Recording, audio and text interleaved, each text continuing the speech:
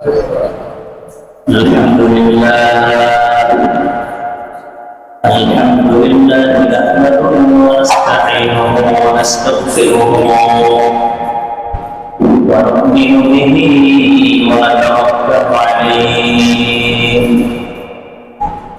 ونعوذ بالله من شرور انفسنا ومن سيئات اعمالنا من يهده الله فلا مضل له ومن يضلله فلا هادي له ونشهد أن سيدنا وسندنا وحبيبنا ومولانا محمد أرسله بالحق بشيرا ونذيرا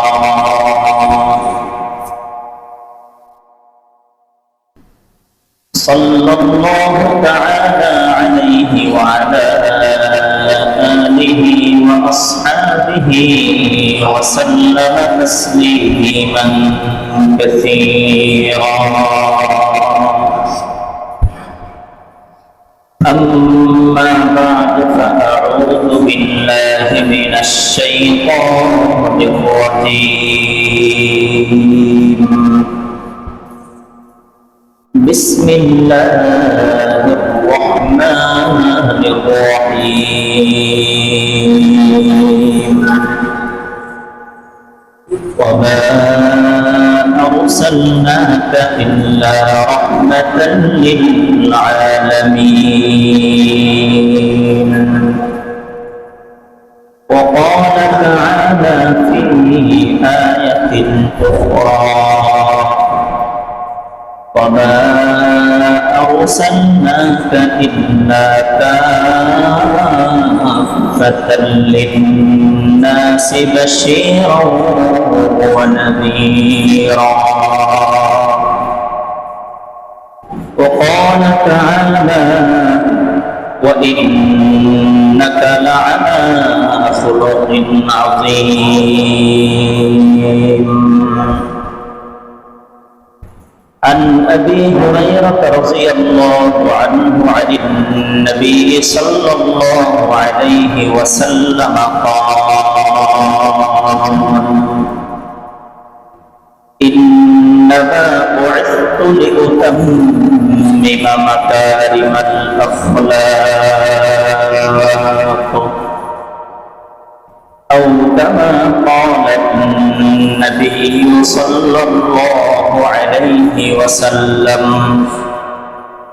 صدق الله العظيم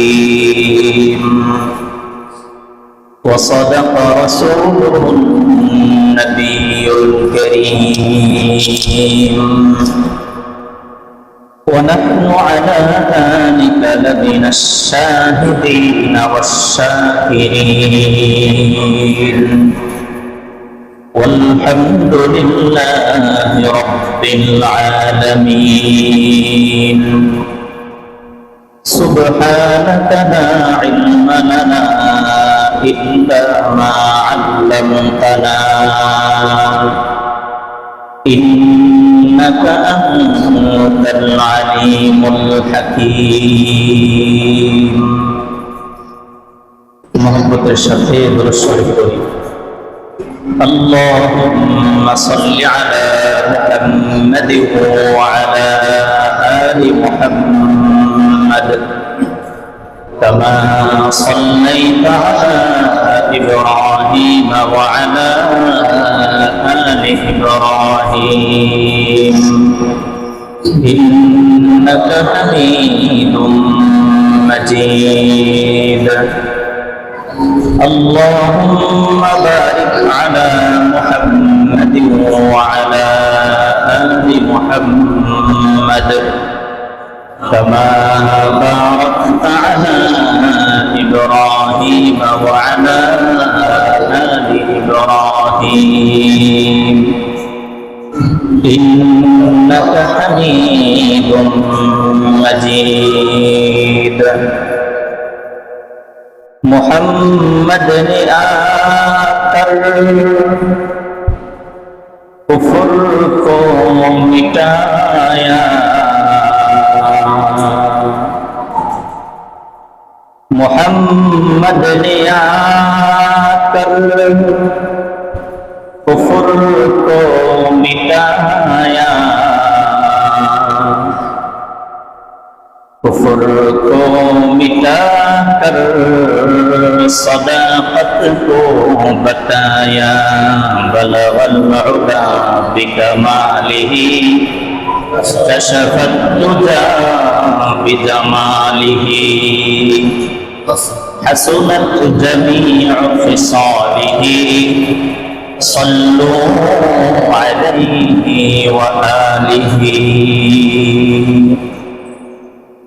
सल्लल्लाहु अलैहि वसल्लम, सल्लल्लाहु अलैहि वसल्लम, सल्लल्लाहु ताला अलैहि वसल्लम।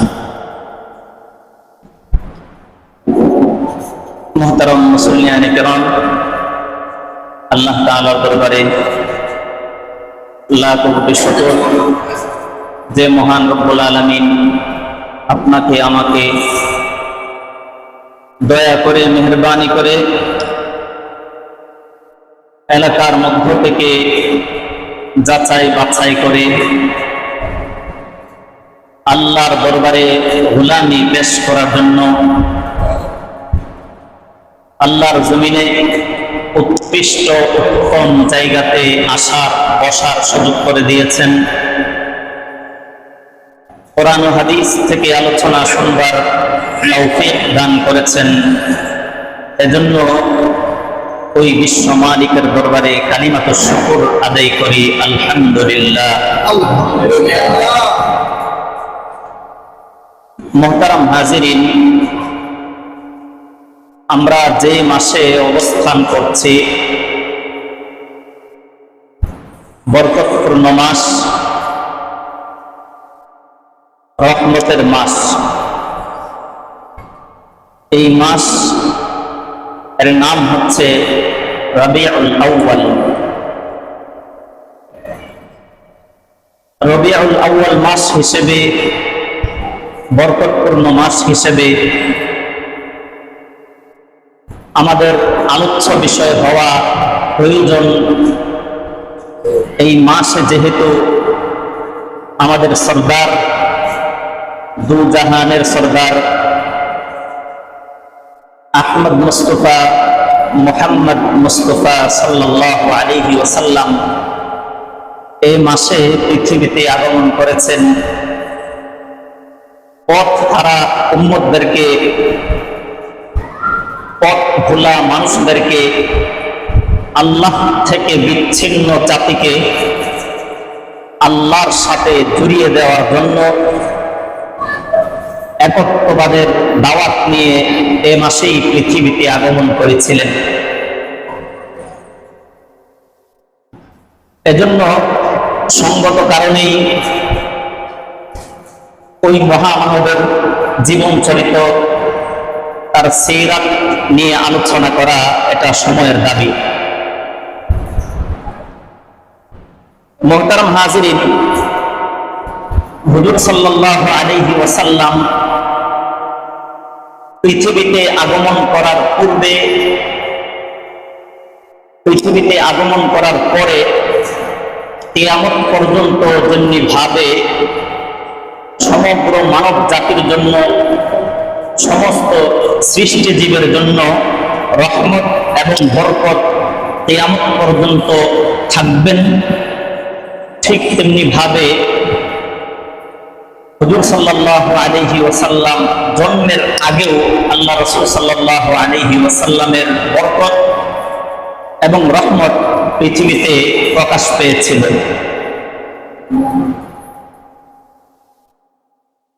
আমাদের প্যারা হাবিব সাল্লাল্লাহু আলাইহি ওয়াসাল্লামের আলোচনা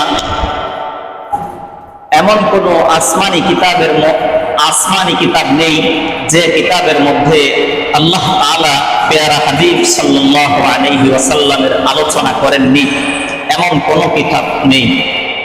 সমস্ত কিতাবের মধ্যে আল্লাহ তাআলা প্যারা হাবিবের আলোচনা করেছেন।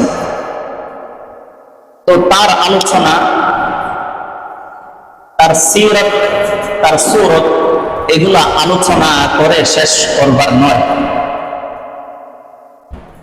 আমাদের জিন্দেগি শেষ হয়ে যাবে, কিয়ামত পর্যন্ত রাসূলুল্লাহ সাল্লাল্লাহু আলাইহি ওয়াসাল্লামের আলোচনা শেষ হবে না। অকারণ আকল ও তাকাজা করে এটা। কারণ হচ্ছে আম্মাজান আয়েশা রাদিয়াল্লাহু আনহাকে যখন প্রশ্ন করা হলো, আম্মাজান আয়েশাকে এক সাহাবী প্রশ্ন করলেন, আখবিরিনি আন খুলুকি রাসূলিল্লাহি সাল্লাল্লাহু আলাইহি ওয়াসাল্লাম, আপনি হুজুর সাল্লাল্লাহু আলাইহি ওয়াসাল্লামের চরিত্র সম্পর্কে আমাদেরকে সংবাদ দেন। হুজুর সাল্লাল্লাহু আলাইহি ওয়াসাল্লামের চরিত্র কেমন ছিল? আম্মাজান আয়েশা রাদিয়াল্লাহু আনহা পাল্টা পাকে প্রশ্ন করেছিলেন, আমা তাকরাউল কুরআন, তুমি রাসূল সম্পর্কে জিজ্ঞাসাবাদ করছো, তুমি কি কোরআন পড়ো না? পরবর্তীতে আম্মাজান আয়েশা রাদিয়াল্লাহু আনহাই বলেছিলেন, কোরআনের মধ্যে আল্লাহ তাআলা মোহর মেরে দিয়েছেন। সূরা কালামের মধ্যে আল্লাহ তাআলা ইরশাদ করেন, ওয়া ইন্নাকা লাআলা খুলুকিন আযীম। আল্লাহ তাআলা তার পেয়ারা হাবিব সম্পর্কে মন্তব্য করেছেন, কমেন্ট করেছেন, ইন্নাকা লাআলা খুলুকিন আযীম, নিশ্চয়ই আপনি মহান চরিত্রের অধিকারী, আপনি মহান চরিত্রের অধিকারী। আম্মাজান আয়েশা বলেন যে কানা খুলুকুহু আল কুরআন, তার জীবন চরিত্র ছিল, তার স্বভাব ছিল, অভ্যাস ছিল পুরা কোরআন। সূরা ফাতিহা থেকে শুরু করে সূরা নাস পর্যন্ত পুরা কোরআন আল্লাহ রাসূলের চরিত্র। এখন আপনার আমার ভাবা দরকার, আম্মাজান আয়েশা বলেছেন সূরা ফাতিহা থেকে সূরা নাস পর্যন্ত পুরা কোরআন শরীফ আল্লাহ রাসূলের জীবন চরিত্র, আল্লাহ রাসূলের চরিত্র। আর আল্লাহ তাআলার কালামে পাক কোরআনে কারীম আল্লাহ রাসূল সাল্লাল্লাহু আলাইহি ওয়াসাল্লাম এর উপর যখন থেকে নাজিল হওয়া শুরু হয়েছে, তখন থেকে নিয়ে কিয়ামতের আগ মুহূর্ত পর্যন্ত একটা সূরার ব্যাখ্যা করার কারো অধিকার এবং সামর্থ্য নেই। এমন কোরআন আল্লাহ রাসূল সাল্লাল্লাহু আলাইহি ওয়াসাল্লাম আল্লাহর উপর নাজিল করেছেন। তো আম্মাজান আয়েশা বলছেন যে পুরা কোরআন আল্লাহ রাসূলের সিরাত, আল্লাহ রাসূলের চরিত্র। তো আল্লাহ রাসূলের চরিত্র, আদর্শ, মহানুভবতা, রহমত, দয়া, বরকত, এগুলো আলোচনা করার ক্ষমতা পৃথিবীর কোন মানুষের হবে না, কোন মানুষের হবে না। এজন্য আম্মাজান আয়েশা একটা মূলনীতি বলে দিয়েছিলেন, জীবন চরিত্র এটা তো বলে শেষ করবার নয়, হবে না। এজন্য আম্মাজান আয়েশা বলেছিলেন, কানা খুলুকুহু আল কুরআন, রাসূল সাল্লাল্লাহু আলাইহি ওয়াসাল্লামের চরিত্র ছিল পুরা কোরআন। এখন তুমি পড়তে থাকো, দেখতে থাকো হুজুর সাল্লাল্লাহু আলাইহি ওয়াসাল্লামের চরিত্র কেমন ছিল। এজন্য রবিউল আউয়াল মাসকেই কেন্দ্র করে আমরা হুজুর সাল্লাল্লাহু আলাইহি ওয়াসাল্লামের জীবন আলোচনা করব, ইতিহাস আলোচনা করব, এটাই নয়। আমরা রাসূল সাল্লাল্লাহু আলাইহি ওয়াসাল্লামের জীবন, সুন্নাত, সিরাত এগুলা সব সময় সদা সর্বদা আমার উপর শরীয়তের হুকুম আহকাম আরোপিত হওয়ার পর থেকে নিয়ে মৃত্যু পর্যন্ত রাসূল সাল্লাল্লাহু আলাইহি ওয়াসাল্লামের সুন্নতের অনুসরণই করতে হবে। এটাই আমার আলোচনা। আলোচনার মাকসাদ তো মূল প্রেক্ষাপট তো এটাই থাকে যে আমি রাসূলের সিরাত, রাসূলের আদর্শ এগুলা আলোচনা করে আমার নিজের মধ্যে রাসূলের আদর্শকে লালন করব, আমার রাসূলের আদর্শকে আমি অনুসরণ করব, অনুকরণ করব, তার পদাঙ্ক অনুসরণ করে আমি সামনে আগাবো। এটাই তো আলোচনার মাকসাদ, আলোচনার উদ্দেশ্য। এই জন্য রাসূল বরকত, রাসূল রহমত, রাসূল রহমত আল্লাহ তাআলা কোরআনে কারীমের আয়াত দ্বারা আল্লাহ তাআলা আলমের জন্য, পুরা গোটা পৃথিবীর জন্য আল্লাহ তাআলা রাসূলকে রহমত হিসেবে প্রেরণ করেছেন। এটা কালামুল্লাহ পাকের মধ্যে আল্লাহ তাআলা এটার ঘোষণা দিয়ে দিয়েছেন। আল্লাহ তাআলা ইরশাদ করছেন, ওয়া আরসালনাকা ইল্লা রাহমাতাল লিল আলামিন। রাসূলুল্লাহ সাল্লাল্লাহু আলাইহি ওয়াসাল্লামকে আল্লাহ তাআলা নবুয়তের দায়িত্ব দিয়ে রাসূল সাল্লাল্লাহু আলাইহি ওয়াসাল্লামকে যখন সম্মানিত করেছেন, খাতামুন নবিয়্যিন হিসেবে যখন রাসূলুল্লাহ সাল্লাল্লাহু আলাইহি ওয়াসাল্লামকে ভূষিত করেছেন, আল্লাহ রাসূল সাল্লাল্লাহু আলাইহি ওয়াসাল্লামের উপর আল্লাহ তাআলা আয়াত নাযিল করেছেন, ওয়া মা আরসালনাকা ইল্লা রাহমাতাল লিল আলামিন। নবী, আপনাকে কেবল আলমের জন্য, গোটা পৃথিবীর জন্য, মানব জাহানের জন্য, পৃথিবী যা কিছু আছে সমস্ত কিছুর জন্য আপনাকে আমি কেবল রহমত হিসেবে প্রেরণ করলাম। আল্লাহ তাআলা কালামে পাকের মধ্যে স্পষ্ট ভাবে বলে দিয়েছেন, আপনাকেই সমস্ত জাহানের রহমত হিসেবে প্রেরণ করলাম। আল্লাহ রাসূল সাল্লাল্লাহু আলাইহি ওয়াসাল্লাম সবার জন্য, সব কিছুর জন্য রহমত। একটা শুকনা লাকড়ি, একটা মরা পাতা, একটা আধা বস্তুর জন্য হুজুর সাল্লাল্লাহু আলাইহি ওয়াসাল্লাম রহমত।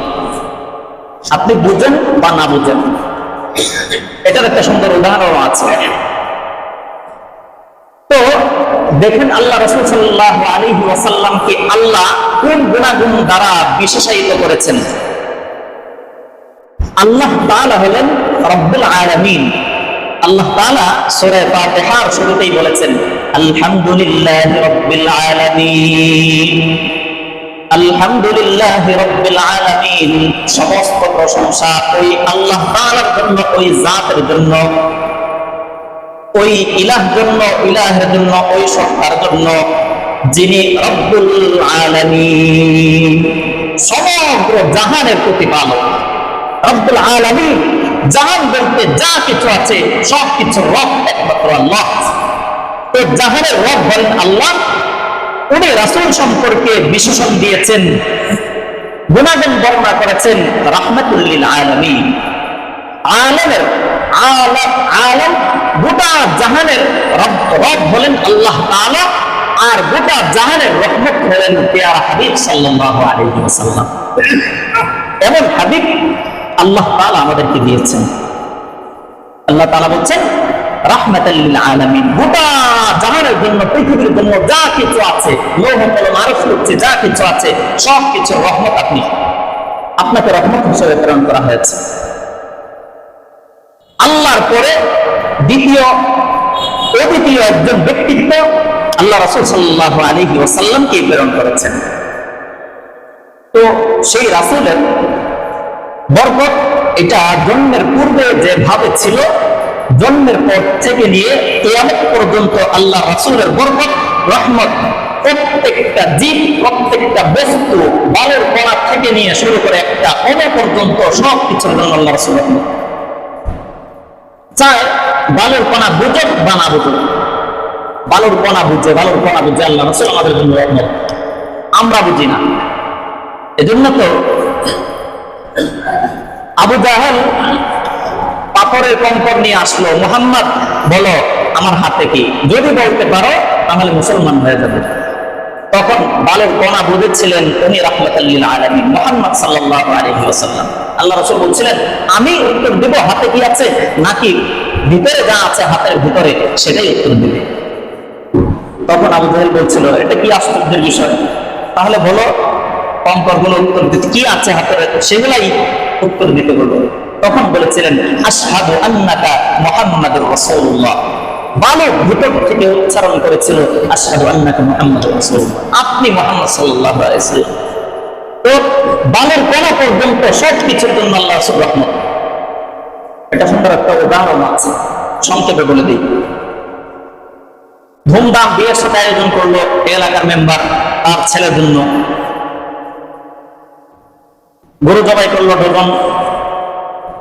এলাকার একটা কুকুর খোঁজ খবর পাওয়ার পরেই পুরা এলাকার কুকুরদেরকে নিয়ে আনন্দ মিছিল শুরু করলো। তাদের খাদ্যের ব্যবস্থা হয়েছে। একবার আনন্দ মিছিল নিয়ে এদিকে যায়, আরেকবার ওইদিকে যায়, দৌড়াদৌড়ি ছোটাছুটি করতে লাগলো। বরের সামনে গেল, সবকিছুর পরে বরের সামনে গেল এক প্লেট খাবার, আর কুকুরের দল যেগুলো ছিল সেগুলোর কাছে গেল বিশাল একটা পরিমাণ খাদ্য, হাড্ডি ইত্যাদি যা আছে সব। কুকুররা আনন্দের সাথে খাচ্ছে। কুকুরকে এই কথা বুঝে যে আজকে বরের কারণে আমাদের খাদ্যের ব্যবস্থা হয়েছে? বুঝে না। কিন্তু মাকসাদকে, সবার খাবারের আয়োজন, মানুষ থেকে নিয়ে কুকুর পর্যন্ত খাবারের আয়োজন হয়েছে কার কারণে? বরের কারণে। আমরা বুঝি যে বরের কারণে আজকে আমাদেরকে দাওয়াত দেওয়া হয়েছে, কিন্তু কুকুরটা তো বুঝছে না যে বরের কারণে আজকে আমাদের খাদ্যের প্রয়োজন হয়েছে। ঠিক তেমনি ভাবে রাসূল আমাদের জন্য রহমত। এটা তো বোঝা যায় যে হ্যাঁ, আমরা মানব জাতি হেদায়েতের মশাল নিয়ে আল্লাহ রাসূল সাল্লাল্লাহু আলাইহি ওয়াসাল্লাম দুনিয়াতে পদার্পণ করেছেন। হ্যাঁ, আমরা যদি তার কদমকে অনুসরণ করি, আমরা আমাদের মাকসাদ হবে জান্নাত। এটা তো আমরা বুঝি। তাহলে বলের কোনা মৃত একটি কাঠ পাখা কিভাবে বুঝবে যে রাসূল আমাদের জন্য রহমত? কুকুরটি যেমনি ভাবে বুঝতে পারে না, এই কণাগুলো ঠিক তেমনি বুঝতে পারে না আমাদের অনুযায়ী। না হলে আগুনে বুঝতো যে আল্লাহ রাসূল আমাদের জন্য রহমত, পানিও বুঝতো আমাদের জন্য রহমত। এজন্য তো আল্লাহ রাসূল সাল্লাল্লাহু আলাইহি ওয়াসাল্লাম যখন পৃথিবীতে পদার্পণ করেন, তখন প্রাসাদগুলো আল্লাহ রাসূল সাল্লাল্লাহু আলাইহি ওয়াসাল্লামের কিসরা এবং কাইসারের প্রাসাদগুলো ধসে পড়ে গিয়েছিল। যে অগ্নিকুণ্ড 1000 বছর ধরে প্রজ্বলিত হচ্ছিল, রাসূল সাল্লাল্লাহু আলাইহি ওয়াসাল্লাম এর আগমনে অগ্নিকুণ্ডকে কেউ নিভাতে পারত না। 1000 বছর প্রজ্বলিত হচ্ছিল। রাসূল সাল্লাল্লাহু আলাইহি ওয়াসাল্লাম পৃথিবীতে পদার্পণ করার পর অগ্নিকুণ্ড এমনি নিষ্প্রভিত হয়ে গিয়েছিল, এমনি নিভে গিয়েছিল।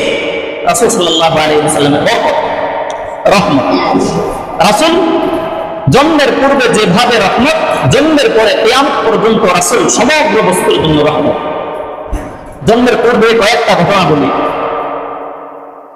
হুজুর সাল্লাল্লাহু আলাইহি ওয়াসাল্লামের মমতাময়ী মাতা আমিনা উনি বর্ণনা করেন, মুহাম্মদ সাল্লাল্লাহু আলাইহি ওয়াসাল্লাম যখন আমার গর্ভে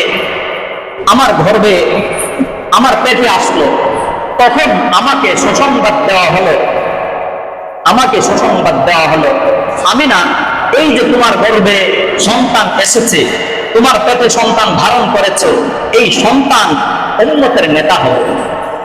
তুমি সন্তান ভূমিষ্ঠ হওয়ার পর তুমি দোয়া করবা এবং একথাটি বলবা, এই আমার পেটের বাচ্চাকে আমি এক আল্লাহর জন্য সুবদ্ধ করলাম, আল্লাহর আশ্রয় দিয়ে দিলাম, এবং তার নাম রাখবে মুহাম্মদ সাল্লাল্লাহু আলাইহি ওয়াসাল্লাম।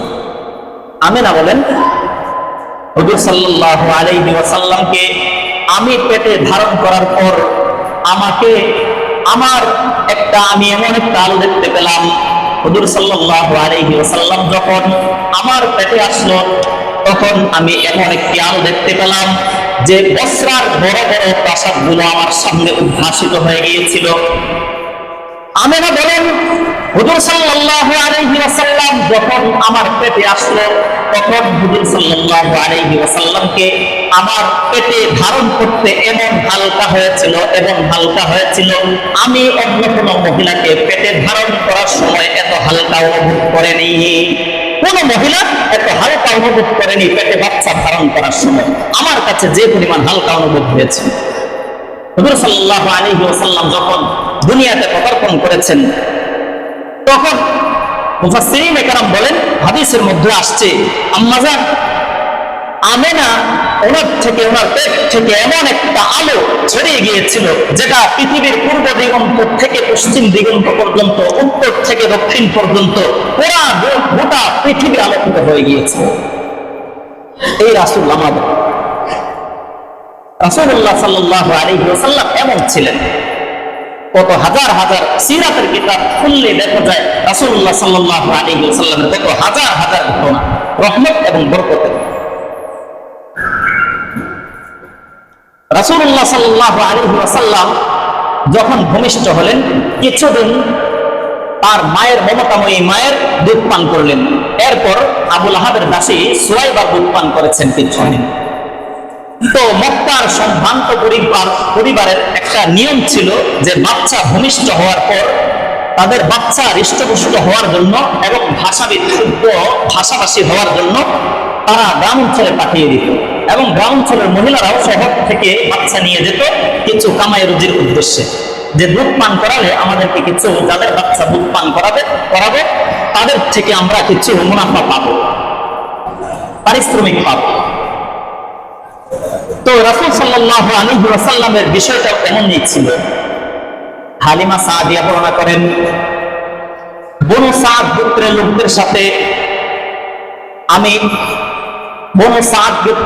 লোকদের সাথে মহিলাদের সাথে আমি বাচ্চা আনার জন্য, মক্কা থেকে বাচ্চা আনার জন্য সবার সাথে আমি যাই। কারণ আমার তো এই অবস্থা ছিল, আমি দারিদ্র হওয়ার কারণে আমার কিছু খাওয়ার কোনো কিছু জুটতো না, কোনো কিছু খাইতে পারতাম না, কিছু মিললে খাইতাম, না মিললে খেতাম না, এই অবস্থা ছিল।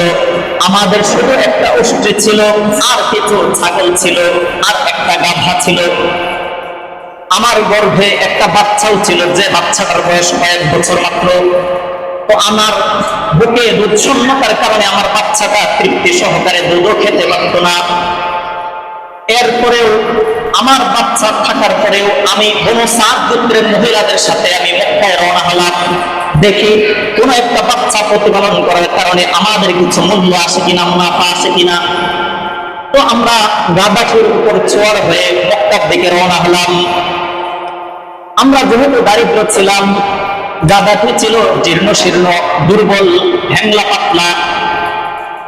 অন্য সমস্ত মহিলারা তারা আগে ছুটে গেলে মক্কার পথে, আমরা পিছনে রয়ে গেলাম। আমাদেরকে সবাই বলা বলি করতে লাগলো, তাড়াতাড়ি আসো, তাড়াতাড়ি আসো। কিন্তু আমাদের গাদাটি আমাদেরকে বহন করে নিয়ে তাড়াতাড়ি যেতে চাচ্ছিল না, জীর্ণ শীর্ণ হওয়ার কারণে। হালিমা সাদিয়া বলেন, আমরা সবার শেষে মক্কা নগরীতে বসলাম, গিয়ে দেখলাম সমস্ত ভালো ভালো শিশুদেরকে, অর্থাৎ ধনী শিশুদেরকে সবাই বনু সাদ গোত্রের মহিলারা সবাই নিয়ে গেল, সবাই নিয়ে নিল। আমরা গিয়ে দেখলাম নবী মুহাম্মদ সাল্লাল্লাহু আলাইহি ওয়াসাল্লাম শুধু বাকি আছেন। তাদের অবস্থা পর্যবেক্ষণ করলাম, দেখলাম মুহাম্মদ সাল্লাল্লাহু আলাইহি ওয়াসাল্লামের পরিবারও দরিদ্র। মুহাম্মদ সাল্লাল্লাহু আলাইহি ওয়াসাল্লামকে বনু সাদ গোত্রের মহিলারা তাকে নিতে রাজি হলো না, কারণ পারিশ্রমিক কম আসবে এই আশায় তারা নেন নাই। তো আমি আমার স্বামীর সাথে পরামর্শ করলাম। স্বামী সমস্ত শিশুদেরকে, ধনী ধনী শিশুদেরকে সবাই নিয়ে গেল, একমাত্র রয়েছে এই শিশু মুহাম্মদ। আমরা যেহেতু অনেক দূর থেকে কষ্ট করে সফর করে আসলাম, এখন কি করা যায়? আমরা যদি এই শিশুটাকে না নিয়ে চলে যাই তাহলে তো আমরা কিছুই পাবো না। কি করা যায়? স্বামী বললেন, স্বামীর সাথে পরামর্শ করে হালিমা সাদিয়া বললেন, স্বামী, আমরা এই শিশু মুহাম্মদকে নিয়ে যাওয়ায় আমাদের জন্য উত্তম হবে। কারণ খালি হাতে বাড়ি ফিরে গেলে আমাদের মুনাফা অর্জিত হবে না, কিছুই পাবো না। যদি মুহাম্মদকে নিয়ে যাই, বড় অঙ্কের কোনো কিছু না পাওয়া গেলেও ছোট অঙ্কের কোনো কিছু অবশ্যই পাবো। এই জন্য উত্তম এটাই হবে যেন শিশু মুহাম্মদকে নিয়ে যাই। স্বামীর পরামর্শ অনুযায়ী হালিমা সাদিয়া বলেন, আমার স্বামী যখন রাজি হলেন তখন আমি নবী মুহাম্মদ সাল্লাল্লাহু আলাইহি ওয়াসাল্লামকে মা আমিরার কোল থেকে নিয়ে গেলাম। নিয়ে যাওয়ার পর যখন তাঁবুতে গেলাম, তাঁবুতে যাওয়ার পর যখন নবী মুহাম্মদকে দুধ পান করাইতে শুরু করলাম, দেখলাম আমার দেখে এই পরিমাণ দুধ এসেছে, তার ভাই অর্থাৎ আমার ছেলে পরিপূর্ণভাবে তৃপ্তি সহকারে পান করেছে। আল্লাহ তাআলা দিয়েছেন। হালিমা সাদিয়া বলেন, এরপর আমরা শিশু মুহাম্মদকে নিয়ে রওনা হলাম। গাধাটির উপর সওয়ার হলাম। গাধা দুর্বল ছিল। আসার সময় সমস্ত সাথীরা, আমার বান্ধবীরা আমাদেরকে গালিগালাজ শুরু করলো, তাড়াতাড়ি আসো। যখন আমরা সওয়ার হলাম তখন সবাই গাধা তাদের আরোহণ যন্ত্র নিয়ে সবাই চলে গেল। আমরা পিছনে রওনা হলাম। এক পর্যায়ে দেখলাম আমাদের গাধাটি কেমন দ্রুত গতিতে ছুটতে লাগলো। সবাইকে পিছনে ফেলে আমরা আমাদের বাড়িতে সবার আগে পৌঁছে গেলাম। দেখো বরকত আল্লাহ তাআলা, আল্লাহ রাসূল গাধাতে আরোহণ করাতে এত বরকত দিয়েছিলেন।